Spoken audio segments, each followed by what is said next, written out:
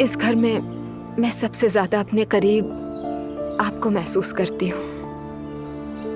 लेकिन जब नूर आपा के मामले में मैंने आपकी सोच को बिल्कुल अलग देखा तो बहुत हैरत हुई। यानी हमारी उम्र, तजुर्बा, मुशाहदा जो भी है, आखिरकार हम इंसान हैं।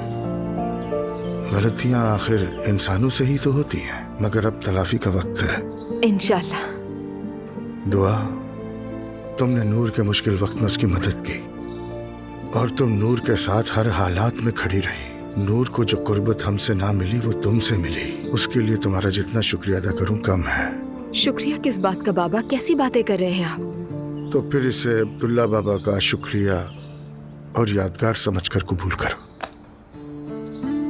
उम्मीद है तुम्हें ये पसंद आएगा बेटी। बहुत शुक्रिया आपका अब्दुल्ला बाबा, ये बहुत खूबसूरत है, मगर आपने जहमत क्यों की? इसकी क्या जरूरत थी? लेकिन इसे बड़े दिनों में पहनना। चलो इसे पहन के दिखाओ। ठीक है।